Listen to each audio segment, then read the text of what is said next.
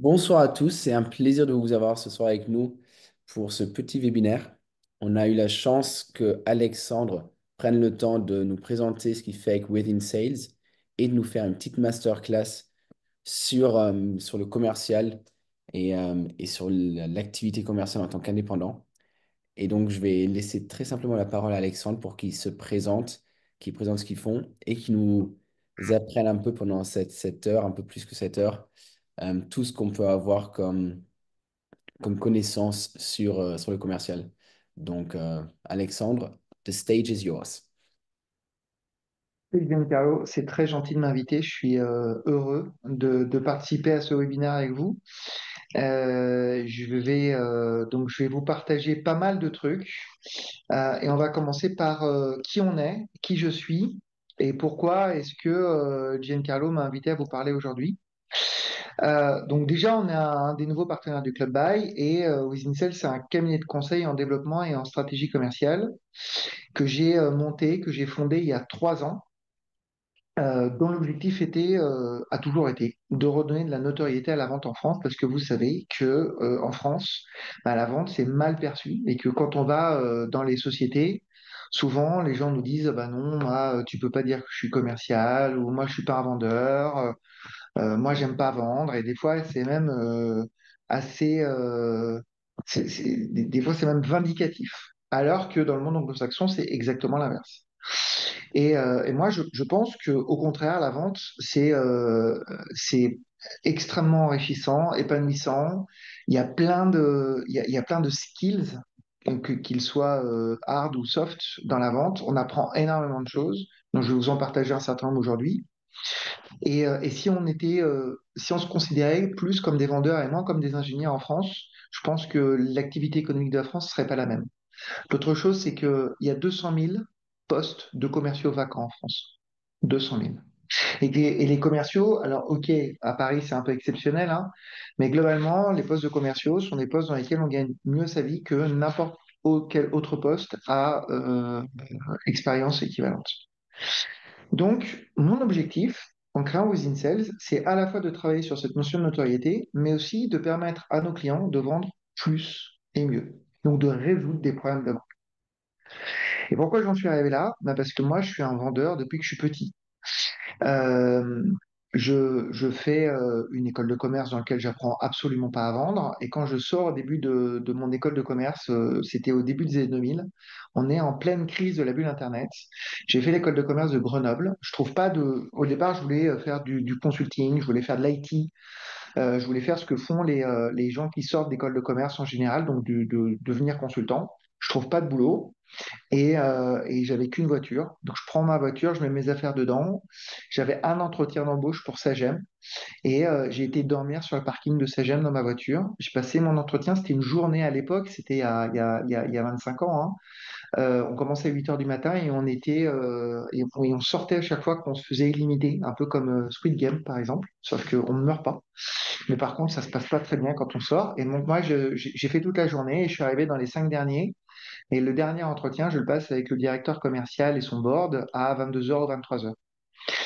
Et à la fin de ce rendez-vous, de cette dernière ultime réunion, je dis au directeur commercial qui valide mon profil, je dis j'ai un problème, c'est que moi j'ai pas de logement, il faut que vous m'aidiez, il faut que vous me payiez l'hôtel.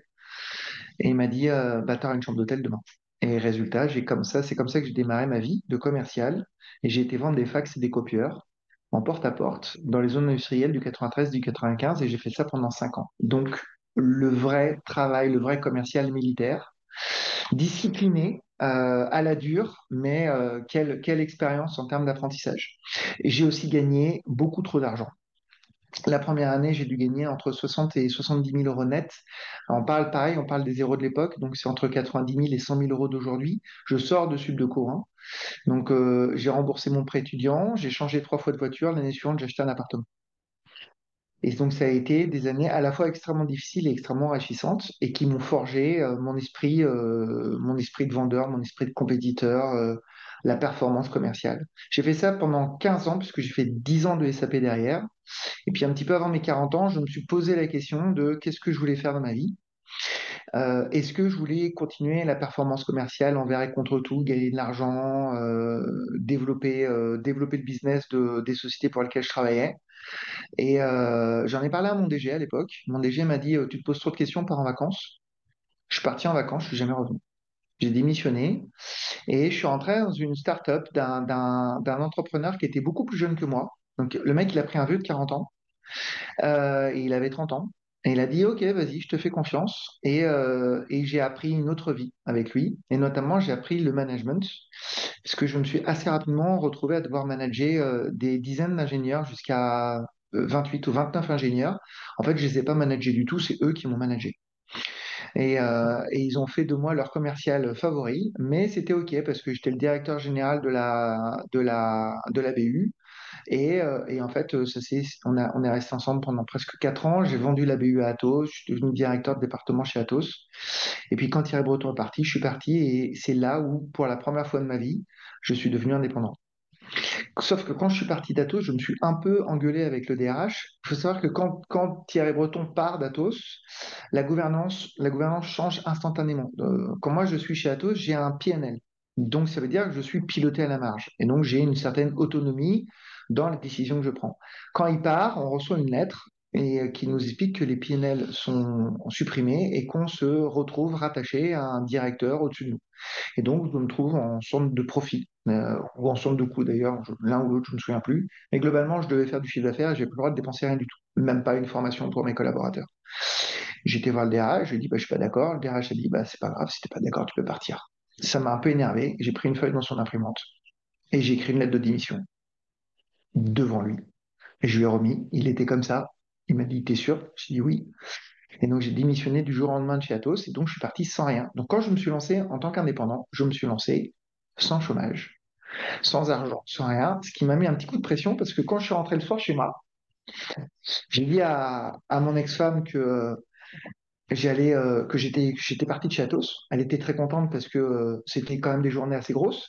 Je lui ai dit que j'avais démissionné, elle était moins contente. Elle m'a demandé combien ton solde de tout compte va te permettre de tenir. Je lui ai dit 2 mois et demi. Elle m'a dit bah, c'est simple, le troisième mois, tu te payes le même salaire que tu étais chez Atos. Donc, quand je suis devenu indépendant, j'ai dû trouver des solutions pour me payer le même salaire que celui que j'avais chez Atos en moins de 3 mois. Et moi, je suis un commercial. Eh ben, nous, j'ai fait du commercial. La réalité, c'est que j'ai commencé par passer des calls et j'ai appelé plein, plein, plein, plein de gens. J'ai tous les gens que je connaissais, des gens que je connaissais pas. Je me suis fait des listes. Et puis, j'ai commencé à gagner des petites missions. Et à chaque fois que j'avais une mission, ben, j'allais, par exemple, quand j'étais dans les coworks ou les incubateurs, ben, j'allais faire tous les bureaux. J'allais rencontrer tous les autres dirigeants et au fur et à mesure, ben, je remplis mon agenda de missions. Et je me suis full staff quasiment dès la première année. Et ensuite, j'ai fait qu'augmenter mes TGM. J'ai dû commencer à 800 euros ou 700 euros au jour. Et j'ai fini à 1500 euros au jour la troisième année. En l'espace d'un an, j'ai dû faire à peu près, de 3 ans, j'ai fait à peu près 800 000 euros de chiffre d'affaires. Avec cet argent, j'ai décidé de monter Within Sales, principalement parce que j'en avais marre d'être seul. Euh, le, le, ça a été génial, hein. C'est 3 ans de ma vie qui ont été incroyables. J'ai fait plein de missions, j'ai eu des expériences partout en France, j'ai rencontré plein de boîtes, mais j'étais un mercenaire. Et je passais d'une mission à l'autre. Et à un moment donné, moi, j'ai besoin d'être entouré. Et donc, j'ai décidé que je voulais une expérience avec d'autres personnes autour de moi. Et j'ai commencé d'abord par faire un test avec des indépendants. Donc, j'ai essayé de placer des indépendants en mission chez des clients que je connaissais. Ça n'a pas très bien marché. J'ai eu des expériences plus ou moins réussies où le client me disait que l'indépendant n'était pas assez bon, il fallait le changer du jour au lendemain. Et donc, moi, j'étais en mission à côté, donc c'était très compliqué. Où les indépendants étaient très, très bons, savaient et m'expliquaient que bah, maintenant, leur TGM, c'était plus le même que celui qu'on avait négocié ensemble. Et qu'en plus, ils en avaient parlé au client, ce qui me mettait dans une relation compliquée avec eux, avec le client, et ça m'a pas plu. Alors, c'était sûrement des mauvaises expériences et j'ai peut-être pas été suffisamment résilient à ce moment-là, mais j'ai arrêté et j'ai décidé de monter une boîte avec des salariés. Et donc, en septembre 2021, je crée Within Sales et j'embauche 3 personnes, dont Amanda, qui est avec nous aujourd'hui, qui est à l'origine de ce partenariat avec le Club Buy. Et on va partir de zéro. Et on va créer une boîte de rien du tout, une boîte de consulting dans la vente, et on va faire toutes les conneries possibles et inimaginables. Et pourtant on est encore en vie. Donc je vais vous partager aussi quelques techniques, tout ce que j'ai appris pendant ces 3 ans, pendant ces 3 ans d'indépendant et ces 3 ans de Within Sales, pour vous aider, vous partager des tips et si vous avez des questions, j'y répondrai. Est-ce que tu as des questions, Giancarlo, avant que je passe à la suite? Je pense que c'est déjà super intéressant. Je ne connaissais pas toute l'histoire, toute ton histoire. Je pense qu'elle est très, très intéressante et qu'elle résonne avec beaucoup d'indépendants, justement, qui sont là ce soir. Mais pour l'instant, pas de questions. Donc, je te laisse continuer. S'il y a des questions, je pense, pendant la présentation, tout le monde, vous pouvez utiliser le chat. Je pense que c'est le moyen le plus simple pour poser les questions. Et comme ça, Alexandre, tu peux répondre aux questions à la fin quand on aura fini. Parfait. Alors, quand je deviens, alors, en commençant par le démarrage et ma partie indépendant. Donc, la première chose, d'abord, j'ai fait ce que je savais faire, donc de la direction commerciale. Donc, globalement, j'ai été vendre de la direction commerciale. Mais assez rapidement, j'ai voulu donner du sens. C'est-à-dire, j'ai voulu faire de la direction commerciale, comment dire, relationnelle. Moi, mon truc, c'est l'intelligence émotionnelle. Et donc, j'ai voulu faire de la direction commerciale en mettant en avant mon intelligence émotionnelle. Et ça a donné beaucoup de sens. Ça veut dire que mon objectif, c'était de faire réussir les commerciaux en évitant autant que faire se peut ce que moi j'avais connu quand j'étais chez Sagem. Globalement, la coercition et le fouet. Et donc, comment est-ce qu'on fait réussir un commercial quand on est un mercenaire indépendant sans utiliser la coercition traditionnelle de t'as pas fait ton nombre de rendez-vous, t'as pas créé suffisamment d'opportunités, tu vas pas toucher tes primes, etc., etc. Et donc, j'ai beaucoup, beaucoup, beaucoup travaillé le sens. Et cette notion de sens, c'est aussi ce qui m'a permis de me démarquer sur le marché et d'avoir un discours un peu différent de tous les directeurs commerciaux à temps partagé et d'arriver avec une approche beaucoup plus humaine, beaucoup plus relationnelle, beaucoup plus proche des gens. C'était un mélange de discipline et de coaching. C'est ça qui a donné du sens à mes 3 années d'indépendance. L'autre chose que j'ai mis en œuvre, c'est la ritualisation. C'est-à-dire que en fait, ce que j'ai appris chez SAGEM, mais aussi chez SAP, c'est qu'on ne fait bien que ce qu'on fait régulièrement. C'est exactement comme le sport, hein. Si vous voulez faire du renfort ou développer vous affiner ou développer vos muscles, bah, vous allez à la salle de sport et vous allez faire régulièrement des exercices d'une certaine manière pour obtenir le résultat que vous voulez. Et c'est pas une fois de temps en temps. Non, c'est 3 fois par semaine, 4 fois par semaine, c'est des répétitions avec un coach qui vous dit comment la posture, blabla. Ben moi, c'est la même chose. Donc j'ai mis ça en œuvre pour moi et je l'ai mis en œuvre quand j'étais indépendant et je l'ai toujours gardé. Ça veut dire que j'ai réutilisé toute une partie de mes démarches commerciales pour ne jamais être à court de mission. Et en moyenne, hein, je passais entre 1 et 2 heures tous les jours à faire de la prospection, du réseau, des rendez-vous, pour tout le temps avoir le coup d'après. L'autre truc aussi que j'ai appris, c'est qu'il faut vendre, dans le sens où des fois, on n'est pas sûr. Des fois, on est en mission, on n'a pas envie, on hésite, ça va être compliqué et on ne vend pas. On ne met pas la pression pour faire cette vente dont on aura besoin peut-être dans un mois. Eh bien, si, mettez la pression. D'abord, vous n'êtes pas sûr en tant qu'adepte que vous allez la closer instantanément.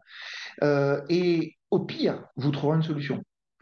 Il faut mieux travailler un petit peu plus pendant une semaine et avoir une mission qui redémarre dès que dès que votre mission actuelle est terminée, ou avoir même 2 ou 3 missions en parallèle, plutôt que de se trouver avec des jours sans aucune mission, sauf si c'est une qualité de vie qu'on veut avoir, hein.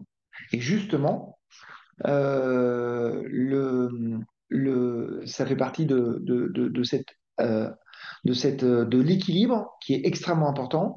C'est que vous devez vendre, vous devez définir comment vous allez vendre et ce que vous voulez vendre en fonction de votre équilibre de vie. Et cet équilibre de vie, elle vient avec votre équilibre de vie perso. C'est-à-dire, c'est à vous de choisir ben, combien de jours vous voulez travailler. Si vous vendez à 2 000 € au jour, ben, globalement, vous pouvez travailler 2 jours par semaine et avoir un très bon salaire à la fin du mois. Si vous vendez 500 € au jour, ben, il va falloir que vous travaillez quasiment full-time pour obtenir le même salaire. Et ça, c'est vous qui décidez. Mais par contre, c'est un truc que vous ne devez pas subir. Vous devez décider de votre équilibre et votre capacité à vous vendre dépend de la décision que vous avez prise en fonction de votre équilibre de vie. Équilibre avec votre famille, équilibre avec vos passions, vos hobbies, équilibre avec vos relations. On n'abandonne pas non plus ses potes, on n'abandonne pas ses réseaux, on n'abandonne pas ses passions, on ne se tue pas au travail, même quand on adore son travail. D'accord. Donc j'ai parlé du sens que je donnais, j'ai parlé de l'équilibre. Et la dernière chose dont je voulais vous parler, c'est ok, c'est gentil, Alexandre, de nous expliquer qu'on doit faire attention à notre équilibre et qu'on doit faire de la prospection tous les jours. Mais la réalité, c'est que ben, des fois, j'ai des rendez-vous et des fois, ben, on m'écoute pas ou je suis pas choisi ou ils prennent quelqu'un d'autre, etc. Et il y a un petit truc qui est ultra important, c'est que plutôt que de parler de vous, vous devez parler en bénéfice pour l'autre. Ce qui est plus important chez les gens que vous allez rencontrer et qui sont susceptibles de vous donner des missions ou de vous mettre en relation avec d'autres personnes qui vont vous donner des missions, c'est qu'est-ce que l'autre va gagner ou va arrêter de perdre à travailler avec nous.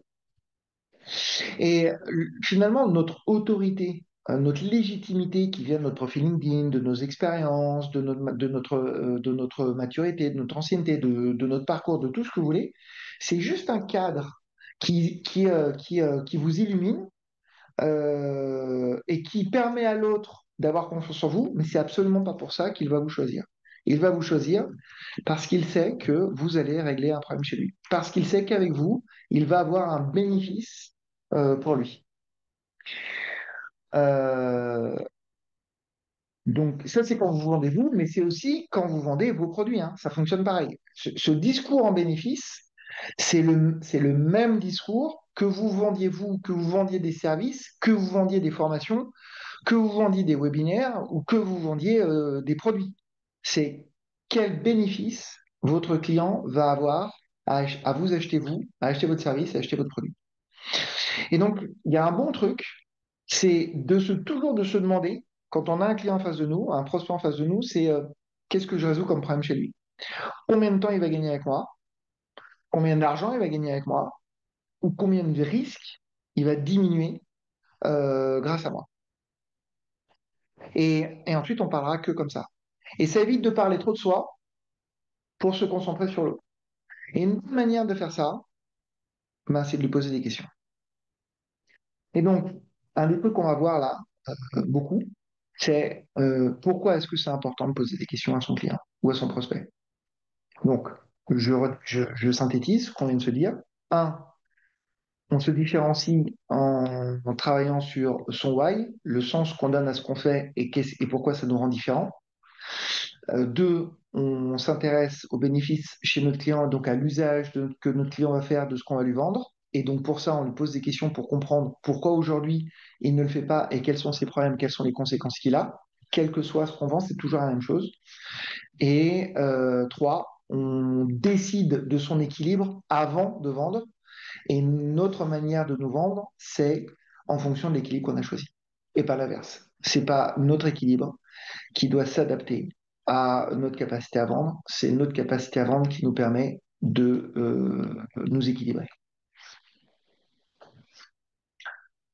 Des questions de toi, Giancarlo, de n'importe qui? Je pense que pour l'instant, c'est très très clair. Donc c'est parfait. Et dans le chat, il n'y a pas de questions non plus pour l'instant. Cool, eh ben alors on continue. Donc, comment on fait pour faire tout ça? Eh ben, ça va être assez simple. On va. Ah, il y a une première question dans le chat. Très clairement. Ah, parfait. Merci, Ok. Amanda. Amanda qui travaille le chat en direct. Donc, comment on fait pour s'assurer qu'on va réussir à faire nos ventes? Donc, la première chose, c'est on se fixe des objectifs. Alors, les objectifs, ça peut être n'importe quoi. Mais globalement, c'est autour du chiffre d'affaires qu'on veut facturer et de quoi on a besoin pour y arriver. Souvent, on fait un rétro-planning. Donc, on se dit, bah, si je veux facturer 200 000 euros ou 150 000 euros de chiffre d'affaires, alors je sais que ça dépend, hein. Facturer du service, c'est pas la même chose que de facturer du produit ou de facturer du SaaS ou de facturer des formations et qu'il y a de la prospection en outbound ou de l'inbound. Mais in fine, c'est toujours le même process. On part de l'objectif de chiffre d'affaires qu'on veut réaliser et on se demande quels sont les indicateurs de performance qu'on doit suivre pour y arriver. Et donc, ben, si on fait du service ou même du produit ou du SaaS, c'est toujours la même chose. Je veux tant de ventes, donc j'ai besoin de tant d'opportunités de vente, donc j'ai besoin d'avoir tant de rendez-vous, tant de pitch, tant de démos, et donc j'ai besoin d'investir tant en heures de prospection ou en pub ou en copywriting ou en tout ce qui vous permet de générer de la prospection. Et ça doit être modélisé. C'est-à-dire, vous devez avoir un tableau ou un outil dans lequel vous avez une idée précise de quand vous mettez 1 heure ou 1 euro en entrée, combien ça donne en sortie. Si vous n'avez pas ça, ben, vous n'avez aucune chance de pouvoir être prédictif sur votre chiffre d'affaires et donc de savoir qu'est-ce qu'il faut que vous fassiez chaque jour ou chaque semaine pour vous assurer un avenir sans stress. Ensuite, on a un plan d'action. Ben, qu'est-ce que je dois faire et quand est-ce que je dois le faire? Et ce plan d'action, c'est pareil, il est écrit, il est mis dans l'agenda. Donc, dans votre agenda ou dans votre outil de pilotage de votre activité, en général, c'est l'agenda, mais je sais que certains utilisent Notion ou ClickView ou plein d'outils d'organisation et de productivité.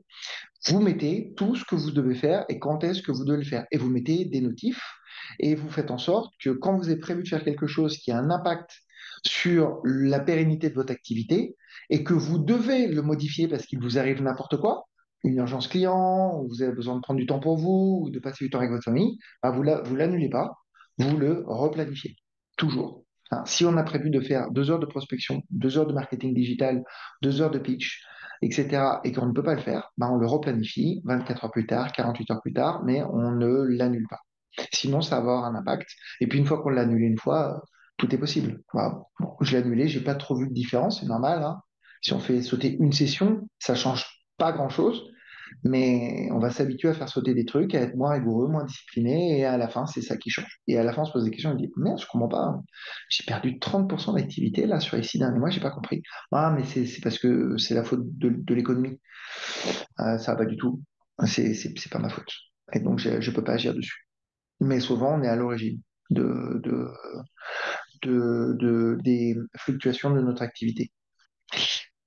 Donc, comment est-ce que je suis ça? Quels sont les indicateurs que je suis pour me rendre compte de ce que je fais et de l'impact que ça a? Et quels engagements je prends avec moi-même? C'est très, très important, la notion d'engagement. L'idée, c'est de verbaliser ou d'écrire quelque chose. Alors, vous pouvez le faire tous les jours, vous pouvez le faire toutes les semaines ou tous les mois, mais c'est de dire avant où est-ce qu'on va arriver. Je vous donne un exemple avec le sport, encore une fois. Je me dis, je vais faire du sport parce qu'on est en mois de janvier et que ça fait partie de mes bonnes résolutions. Je vais faire un truc simple, je vais aller courir. Ça me demande juste d'avoir des bonnes chaussures. Au pire, c'est les soldes, je vais acheter les chaussures Decathlon pour aller courir. Je vais chez Decathlon, je m'achète mes chaussures, je les mets et je vais courir. Bon, ça fait longtemps que j'ai pas couru, donc les 20 premières minutes sont un peu dures, mais je suis fier, je rentre chez moi, je suis content, j'ai couru. Et puis je le fais régulièrement et je me rends compte que ça va de mieux en mieux. Et à un moment donné, je cours tranquillement entre 40 minutes et 1 heure et je suis satisfait. Et je suis fier de moi. Et c'est OK. Et c'est très bien. Continuez. Mais c'est encore mieux quand j'ai une montre connectée. Parce que là, je vois ma progression. Là, c'est mon tableau de bord. Je vois ce qui se passe. Ah ouais, je vois que je cours un peu plus vite que le mois dernier, un peu plus longtemps que le mois dernier, ou que mon rythme cardiaque est un peu plus maîtrisé. Donc, je suis encore plus fier de moi parce que je suis passé d'un ressenti à une mesure de ma performance. Mais il y a encore mieux. Je suis encore plus fier de moi quand je dis quelque chose et que je le fais. Et que je dis, là, je vais faire 10 km en 1 heure. Et qu'à la fin, j'ai fait 10 km en 1 heure. Parce que là, j'ai tout. J'ai été courir, j'ai mesuré ma performance, je m'étais engagé et j'ai atteint mon objectif. Et c'est toute cette différence. C'est que la majorité d'entre nous fait le 1. On va courir de temps en temps, on se tient en forme et on est content. Une petite partie d'entre nous mesure avec sa montre connectée. Mais combien se fixent vraiment des objectifs et les tiennent toutes les semaines vis-à-vis d'eux-mêmes? Ah, pas beaucoup. Ah, ça, faut le changer. C'est la première chose que vous devez changer maintenant. Et donc, ça nous amène sur la ritualisation. Voilà. Et je commence par faire des petits pas, hein. Ça sert à rien de vouloir aller gravir le Mont Blanc tout de suite, hein. Ça sert à rien de me dire, il faut que je fasse 1 million au 31 décembre 2025. Non, non, non. On prend des petits pas. Si on veut changer ses habitudes, on commence par des petites habitudes. Ça sert à rien d'avoir une trop grosse ambition. Vous n'allez pas réussir. Vous allez vous faire mal, vous allez vous dégoûter et vous allez abandonner. Faites des petites choses. Mais une fois que vous avez choisi, vous n'arrêtez pas. Une fois que vous avez défini quel était le bon niveau de rituel pour vous, vous le faites, quoi qu'il arrive, pendant 3 mois. Alors, si vous le faites une fois par mois, vous ne le faites pas pendant 3 mois, vous le faites pendant 3 ans. Mais si vous le faites plusieurs fois par semaine, 3 mois, ça suffit à en créer une habitude. Et puis, je vous augmentez au fur et à mesure. Vous vous rendez compte que vous vous sentez bien, que vous réussissez, que ça vous met bien, ben vous augmentez un petit peu. Vous n'êtes pas obligé d'attendre la fin des 3 mois, hein. À partir du moment où ça se passe bien, au bout de 3 semaines, un mois, vous augmentez un petit peu, puis un petit peu, puis un petit peu. Et à un moment donné, vous êtes au bon niveau. Vous savez que là, c'est le niveau qui vous convient pour être à l'aise entre vos objectifs, vos missions, vos produits, vos services, et votre vie privée, et vos relations, et vos passions. Voilà. Et donc, je vous engage à avoir un outil, comme une montre connectée pour le sport. Vous devez avoir un outil. Ça peut être n'importe quoi, mais utilisez un outil. Celui que vous voulez, mais utilisez. C'est exactement la différence entre je vais courir sur montre connectée et je vais courir avec une montre connectée. Ça change tout. Ok. D'autres remarques, des questions? T'en penses quoi, Giancarlo? Je te parle tout seul, là. Non, je trouve ça hyper intéressant. Moi, en soi, j'ai une petite question, mais je sais pas si c'est le bon moment ou si c'est plutôt plus tard la question. Mais je pense que une problématique qui peut se poser à beaucoup de personnes qui sont connectées ce soir aussi, c'est c'est oui, on se fixe les objectifs, mais c'est la prochaine partie, c'est le plan d'action. Mais souvent, quand on va se dire, OK, par exemple, je vais juste étendre mon réseau et rencontrer plus de personnes. Comme ce que tu disais toi au début, où tu prenais ton téléphone, tu appelais tout le monde que tu connaissais. Comment sortir de ce premier cercle? Comment est-ce que je vais réussir à faire plus de réseaux, rencontrer plus de personnes que les personnes que je connais moi? Même si je suis une personne qui a un très petit cercle, quels moyens mettre en œuvre, quels moyens mettre en place pour me dire, OK, bah, je peux passer cette barrière invisible que j'ai pour aller me trouver des nouvelles personnes. C'est super intéressant. C'est la notion de networking. Dans la notion de networking, il y a deux choses. Il y a un, se créer les moments de networking possibles. Alors, ça va dépendre de la ville où on est, hein. Si vous êtes dans un petit village au fin fond de la Bretagne, ce sera un petit peu plus difficile que si vous êtes en plein cœur de Paris, hein, que ce soit clair. Cela dit, il y a des associations et des clubs partout. Donc la première chose, c'est de s'inscrire dans une association ou dans un club. Et des clubs et des associations, il y en a beaucoup. Alors, il faut évidemment que ce soit plutôt un club business ou une association business, mais c'est pas forcément obligé. On fait du business absolument n'importe où. Faut juste faire un petit peu attention à la type de population qu'il va y avoir dans le club, dans l'association auquel on va adhérer, mais cela dit, il n'y a pas de vraies contraintes. Euh, c'est juste compliqué si c'est une association dans laquelle vous faites votre passion, genre par exemple, j'en sais rien moi, qu'est-ce que vous pourriez faire, par exemple du secourisme? Ça va être compliqué peut-être de faire du business dans le secourisme. Voilà. Mais par exemple, si vous faites du kitesurf, bah, il y a des belles associations de kite professionnelles, hein, dont une qui s'appelle Surf et Connect, par exemple. Mais il y en a plein d'autres. Des associations sportives, il y a plein, moi j'ai plein d'amis chefs d'entreprise qui sont dans des associations sportives de course à pied et qui font ou du golf ou de n'importe quoi et qui font du business faisant du sport. Donc ça, c'est la première chose. Donc multiplier les opportunités par la partie association club. Dans les clubs business, euh, c'est pareil, chaque club business a sa spécialité. Le BNI, c'est très très bien parce que c'est ultra local sur des toutes petites choses.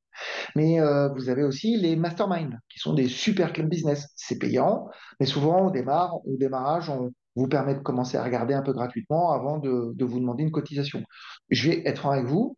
Moi, je cotise sur plusieurs associations et tout l'argent que j'ai mis, parce que derrière je travaille, aujourd'hui, je parle de Within Sales, mais je le faisais déjà quand j'étais indépendant, et je faisais plutôt des incubateurs ou des écoles, alors c'était des écoles privées plutôt, mais j'ai même été chez HEC.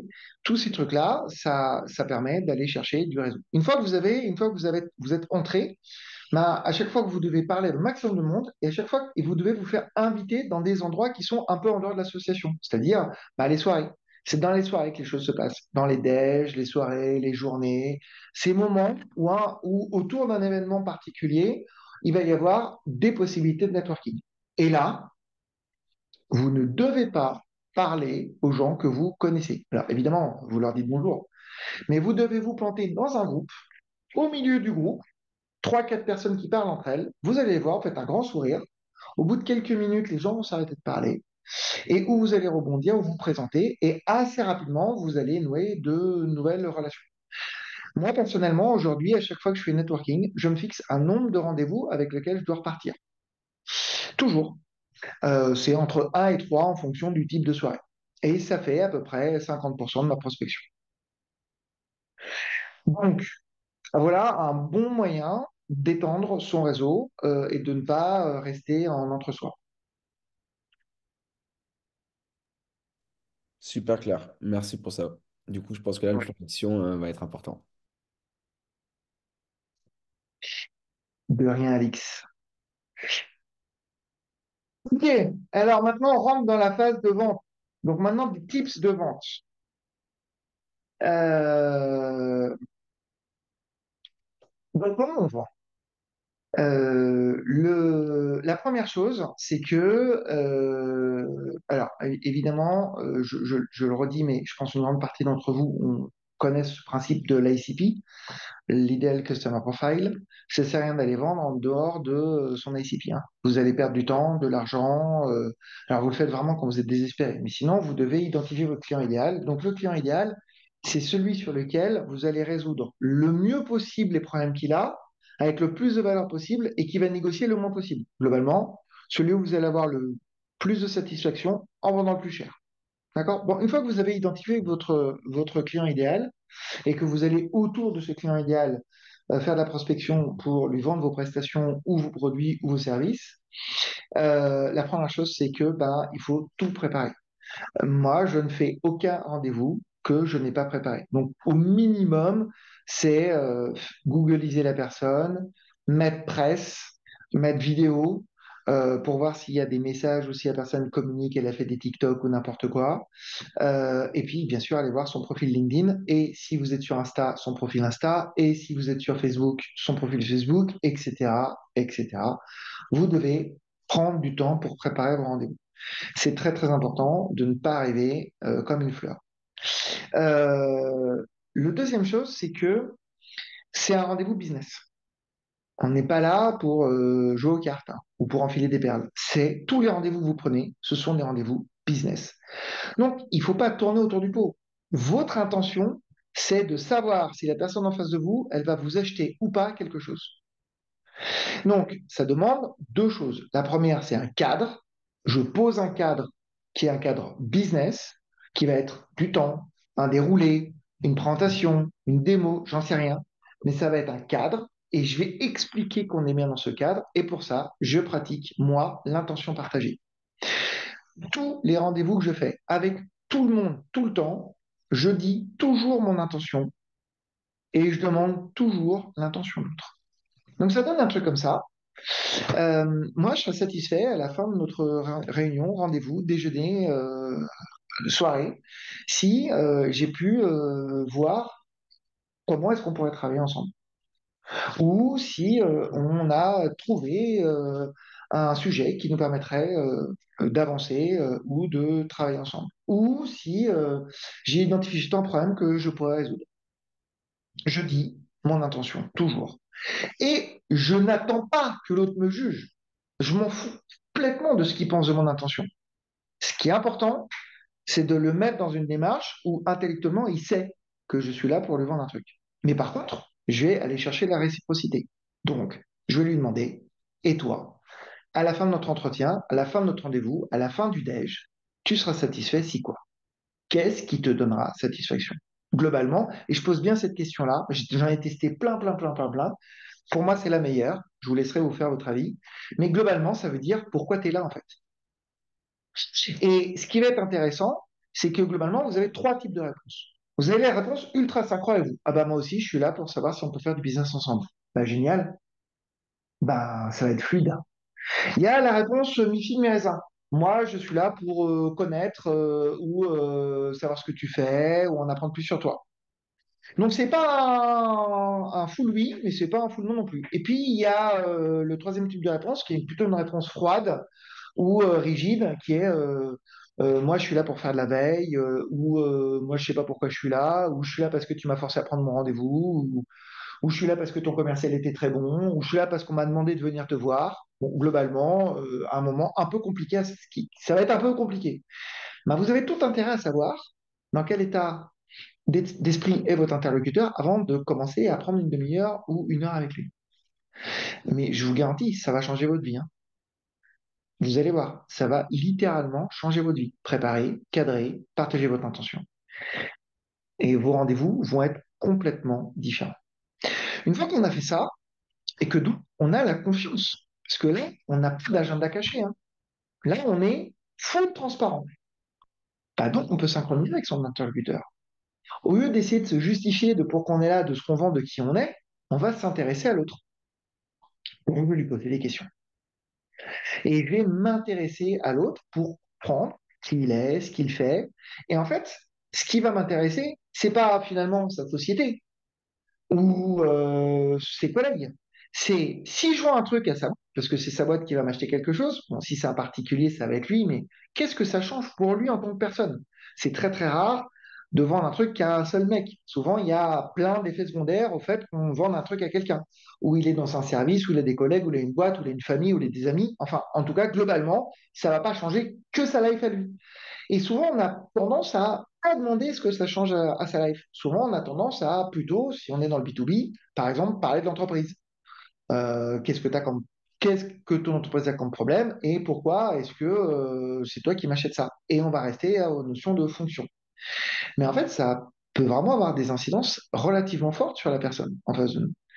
Et alors, ce qui va être intéressant là, c'est pour savoir si on pose les bonnes questions, c'est d'être à l'écoute des mots un peu, un peu étranges. Ce matin, je faisais un rendez-vous de découverte avec un prospect. On parle de networking, justement, on parle de réseau. Et il me dit, moi, je veux pas donner, c'est évidemment, moi, je résous des problèmes de vente, hein. Donc, on est dans ce cas-là, hein. Moi, je veux pas donner à mes commerciaux mes contacts de réseau parce que sinon, ils vont m'en déposséder. Bon, c'est sa vie, hein, c'est son jugement à lui. Mais le mot déposséder est fort. Si j'avais été dans mon mindset, j'aurais continué. Ah, ok, bon, très bien. Alors, qu'est-ce que tu veux faire avec tes commerciaux? Qu'est-ce que vous avez choisi comme type de prospection? Du call call. Ah, bah, ça tombe bien. Justement, moi, je suis un spécialiste du call call. Tu vas voir, ils prennent combien de rendez-vous par heure, tes mecs? Un, bah, ils vont en prendre deux avec moi. Boum, t'as gagné. Hop, allez, Sina, c'est 3000 balles. C'est pas ce que j'ai fait. Ce que j'ai fait, c'est déposséder. Ça veut dire quoi déposséder pour toi? Et là, le mec, il me dit, regarde, Alexandre, c'est mon réseau, ça fait 10 ans que je l'ai monté. Bah, si je demande à un de mes commerciaux de venir avec mon rendez-vous et que je lui donne le lien, bah, je l'aurai plus et je vais plus entretenir ce réseau et je vais le perdre. Et en plus, tu te rends compte, s'il part, il partira avec mon réseau. Et en fait, il avait plein de croyances limitantes. Résultat, tout passait par lui.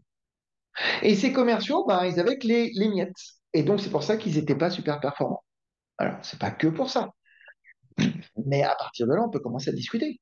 Mais attends, ça veut dire que tu es en train d'investir sur des mecs à 100, 150 000 balles par an et tu préfères qu'ils se tankent eux-mêmes tous ces 10 ans que toi tu as fait pour construire un réseau plutôt que de les aider à réussir tout de suite en les accompagnant et en leur transmettant un certain nombre de choses. Ok? C'est quoi le risque pour toi? Versus leur faire confiance et leur partager ton réseau. Question. Ou alors, et si justement, toi, ça te permettait de développer encore plus ton réseau? Si justement tu disais aux contacts qui te connaissent, moi j'ai quelqu'un qui va s'occuper de vous, en qui j'ai confiance, qui va être encore plus disponible que moi. Ça t'empêche pas de continuer à avoir le lien. Qu'est-ce qui se passera à ce moment-là? Et là, ça change complètement la conversation. On n'est plus en train de vendre quelque chose, on est en train de faire réfléchir l'autre sur ce qu'il est en train de nous dire. Donc, l'écoute, c'est pas de chercher des solutions quand l'autre vous parle, c'est d'être à l'écoute de ces petits mots qui souvent, on les écoute même pas, mais quand on les écoute, vous dites, ah, là, il y a un truc. Ce mot-là, il n'aurait pas dû l'utiliser dans cette phrase. Et de l'interroger sur ce mot-là. Ça peut être un mot, un comportement, euh, un, un ressenti. Laissez vivre votre empathie. Ensuite, vous devez connaître le punch. Budget, autorité, need, time. C'est une bonne technique pour se retrouver dans une situation où on n'oublie rien et qu'on fait un bon des rendez-vous de découverte. Et là, vous allez me dire, oui, mais alors, on va poser vraiment la question de c'est combien ton budget? Ben, en fait, non. On pose pas c'est quoi ton besoin, qui est-ce qui décide et quand est-ce que tu vas signer. Évidemment qu'on fait pas ça. Mais on va poser des questions autour de ces quatre notions et on va les poser dans le passé. Pourquoi on les pose dans le passé? Parce que la vérité, elle est dans le passé. Quand vous posez une question à quelqu'un en lui demandant est-ce que c'est toi qui décides? Bah, lui, il se projette dans l'avenir. Et bien sûr, on a tous un ego surdimensionné. Oui, on a tous un ego surdimensionné, même ceux qui croient qu'ils n'ont pas d'ego. Et tout le monde va dire oui, oui, oui, oui, de toute façon, mon chef, il me fait confiance, il a toujours validé tout ce que je lui dis, t'inquiète pas, c'est moi qui décide. La réalité, c'est que c'est pas vrai. La réalité, c'est qu'il faut poser la question dans le passé. La dernière fois que tu as été voir ton chef pour lui proposer d'acheter un truc comme ça, qu'est-ce qui s'est passé? Et là, il va te raconter la vie. Bah, tu sais, c'est compliqué. En fait, je le fais souvent autour de la machine à café parce que j'ose pas aller voir en frontal ou bah, c'est une fois sur deux en fonction de. Et en fait, j'ai la vérité. C'est ça qui m'intéresse. Ce qui m'intéresse, c'est de savoir ce qui s'est réellement passé. Comment les décisions sont prises. Comment il va chercher du budget. Quel type de budget c'est possible pour lui. Mais dans le passé. Dans quelque chose qu'il a déjà fait. Et puis, s'il ne sait pas répondre, c'est pas grave. On lui propose quelques alternatives. Et surtout, on va faire un dernier truc qui est le pré-mortem. Je ne l'ai pas écrit là, mais je vous le donne, c'est un cadeau. C'est la personne vous dit non, non, mais t'inquiète pas, à chaque fois que j'ai acheté des prestations ou des produits ou des services comme ceux que tu vends là, c'est toujours bien passé, mon chef il me fait confiance. Et moi je pose une question, bah, cette fois-ci il va pas te faire confiance. Pourquoi? Bah, cette question-là, alors c'est la question la plus dure, hein. La manière dont je viens de la poser, c'est la plus dure possible. Vous pouvez la poser beaucoup plus doux. Bah, cette fois-ci, il va te dire non.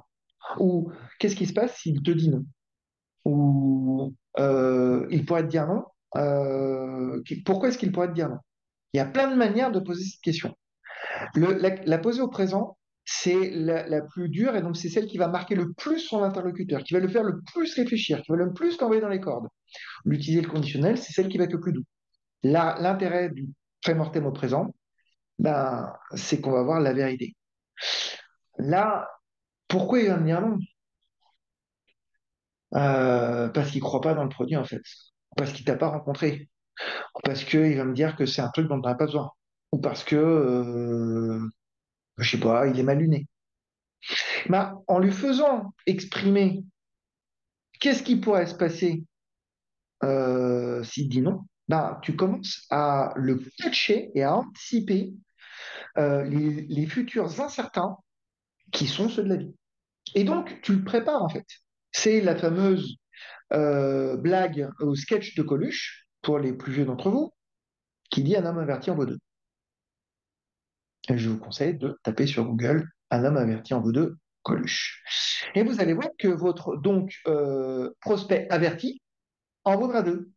S'il ne s'est pas trompé et que tout se passe bien, c'est OK. Mais s'il s'est trompé et que ça se passe mal, bah vous lui aurez fait anticiper. Et ça change tout. Une fois que tout ça s'est passé, vous avez la confiance parce que vous avez écouté, vous l'avez fait réfléchir. C'est la première fois qu'il a en face de lui, pas un vendeur, mais qu'on appelle du consultative selling, du vrai consultative selling. Et donc, bah, là, ça m'ouvre plein de portes. La co-construction de la solution avec mon client, euh, lui fait être capable de lui donner l'autorisation de ne pas comprendre des choses qu'on dit, de ne pas passer pour un con, et donc de l'aider à s'approprier complètement la solution ou les résultats de la solution. De lui permettre de poser des objections sincères et fondées. Parce que euh, globalement, à ce moment-là, un client ou un prospect te pose que des objections sincères, hein. Les objections non sincères, c'est du troll. Donc normalement, si on a du troll à ce moment-là, c'est que ça s'est mal passé avant, hein. Donc là, on n'a pas de troll, on n'a que des objections sincères. Mais des fois, c'est des objections sincères qui ne sont pas vraiment fondées, qui n'ont rien à voir avec le public, qui sont de l'incompréhension. Ben, on va prendre du temps pour lui expliquer, pour s'assurer que c'est OK pour lui. Et puis, on arrive aux objections qui sont enfin sincères et fondées. Ben, une objection sincère et fondée, c'est un problème qui empêche votre prospect à ce moment-là de signer avec vous. Au moment où vous avez ça, vous savez que si vous résolvez ce problème, ben, vous signez. Et donc, il n'y a plus qu'à résoudre. Et il n'y a plus qu'à résoudre en incluant votre client dans la résolution. OK, et selon toi, qu'est-ce qu'il faudrait qu'on fasse? La dernière fois qu'il s'est passé ça, comment ça s'est passé? Ou c'est la première fois que ça peut se passer, bah, qu'est-ce qu'on doit faire? Imaginons que ça se passe. On a tout essayé, ça se passe quand même. Comment on réagit? Et pour closer, pour finir mon rendez-vous, ben, je vais partager une date de démarrage. Pourquoi? Parce que on a quand même travaillé ensemble là pendant 1 heure ou 1 heure et demie. Alors si on a une demi-heure, on a repris un rendez-vous dans lequel on a approfondi. Mais on a quand même travaillé du temps là pour écouter, comprendre, construire une solution, s'approprier la solution, aller jusqu'au bout de la démarche. Ben, une fois que notre client, notre prospect a fait cet effort avec nous, ben, faut le récompenser. Et pour le récompenser, faut l'emmener à le projeter dans l'usage. Et l'usage, c'est pas la signature du bon de commande, hein. La signature du bon de commande, il te donne un truc, il a que dalle en échange, hein. C'est, on le dépossède de quelque chose quand il signe le bon de commande, ou quand il nous donne son go par mail, ou qu'il signe le truc sur YouSign ou DocuSign. Hein, littéralement, il nous donne, on lui donne rien du tout. On lui aura donné que quand il aura commencé à utiliser notre solution, notre produit, notre service. Donc, on ne lui partage pas la date de signature, on lui partage la date de démarrage. Quand est-ce que tu vas utiliser la solution? Et comment ça va se passer quand tu vas l'utiliser? Et ensuite, on fait un rétro-planning. Ah, donc tu veux pouvoir utiliser la solution, ou tu veux pouvoir être complètement euh, avoir un usage full de la solution à ce moment-là pour en avoir les bénéfices et pour résoudre ton problème. Ok, bah donc si on fait un rétro-planning, ça veut dire qu'il faut que tu signes bah, en fait la semaine prochaine. Et en fait, la date de signature devient simplement une conséquence du souhait de votre client de commencer à mettre en place la solution qu'il a co-construite avec vous. Et pour ça, vous devez tout borner, tout planifier, jusqu'au kick-off. Moi, des fois, je suis même pas en train de faire ma proposition commerciale, que j'ai déjà une date de kick-off réservée dans l'agenda de mon client, dans lequel, des fois, il a même invité ses collègues ou ses collaborateurs. Et j'ai pas fait de propale, hein. Là, globalement, je vous ai donné des trucs ultra concrets entre le mindset d'avant et les trucs ultra opérationnels que je vous ai donnés là. Normalement, vous devenez tous riches dans les 3 prochains mois. Est-ce que vous avez des questions?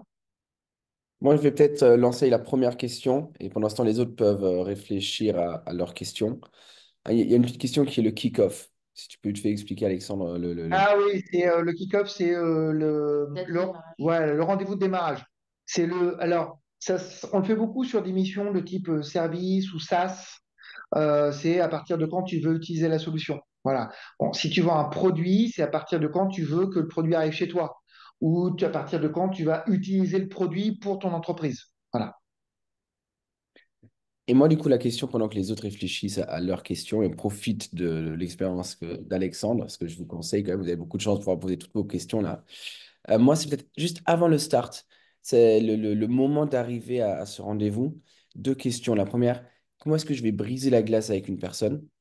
Et comment je vais pas paraître comme trop désespéré de vendre. Je pense que ça, c'est souvent quelque chose, comment je vais garder une bonne image et pas donner l'impression que je suis totalement désespéré parce que je dois vendre un produit ou un service et me donner envie à ce que bah, il fasse ce premier rendez-vous avec moi.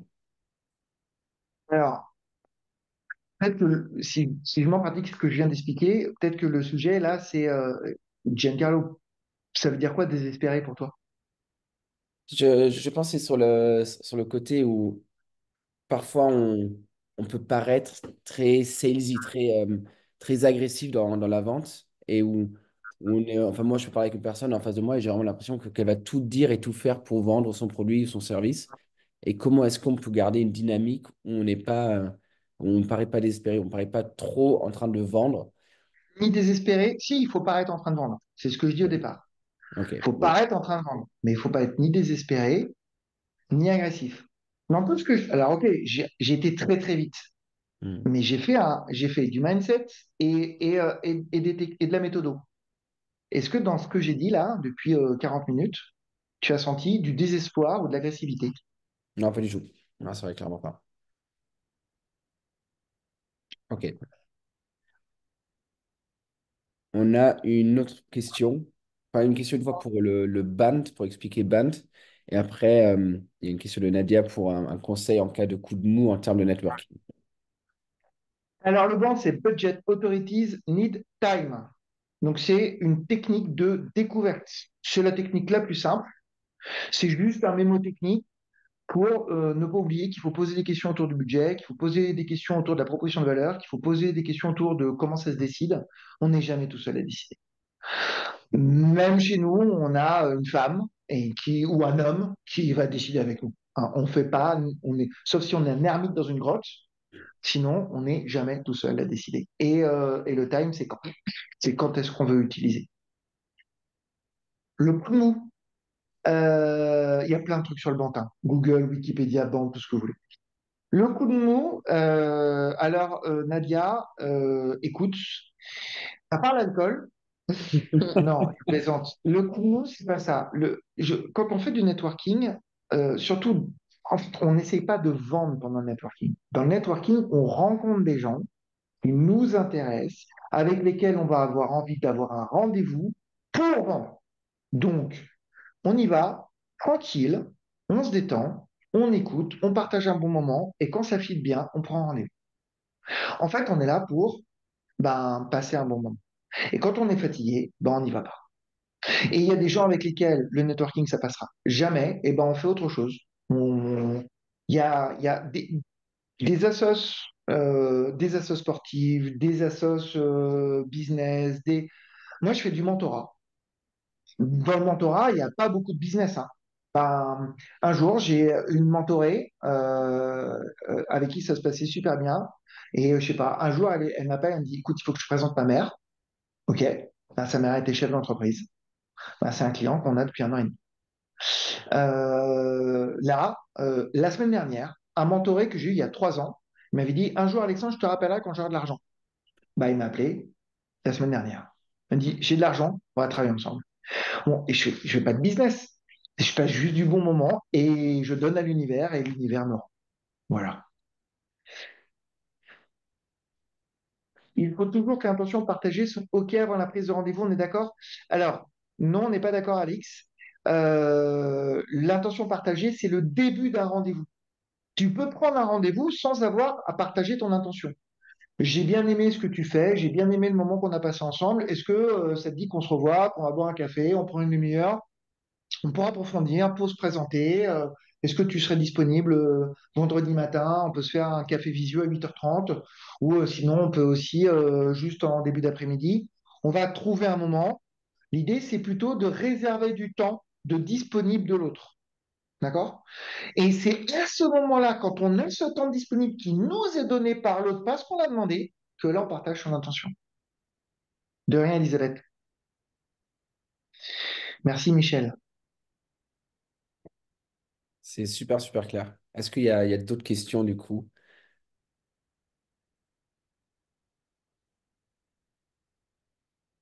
Ah, Euh, le, le- T'imagines pas en fait, tout ce que j'ai dit là, faut que t'imagines que c'est des ateliers à chaque fois qui durent 2 heures de théorie et ensuite tu as plusieurs heures de mise en pratique sur plusieurs semaines.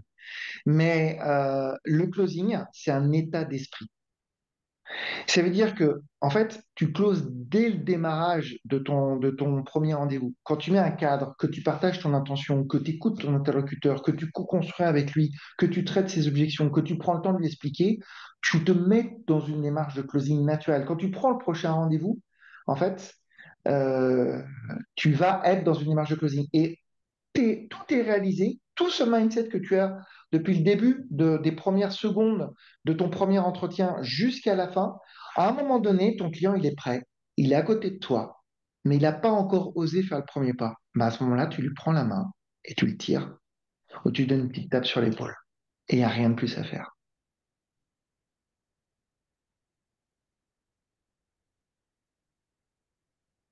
Et je vous en prie.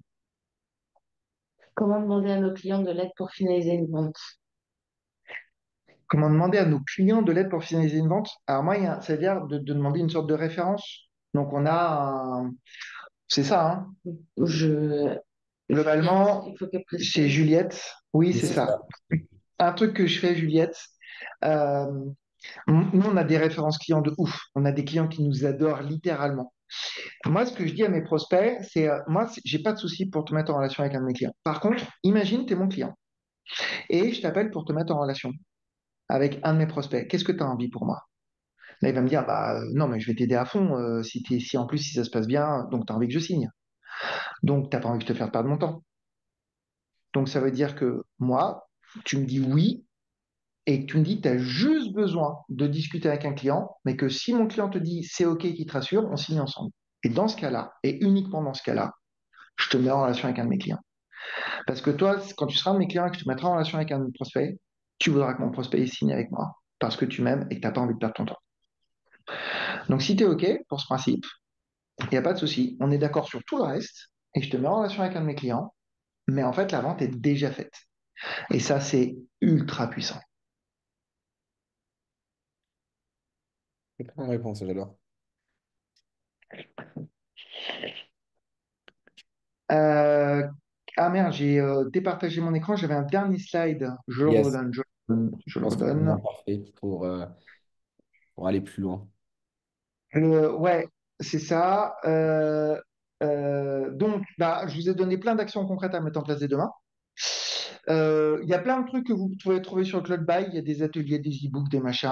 Allez-y. Voilà. Je suis aussi disponible sur LinkedIn si vous avez besoin de discuter avec moi. Je réponds pas mal sur LinkedIn. C'est sûrement le réseau sur lequel je réponds le plus facilement.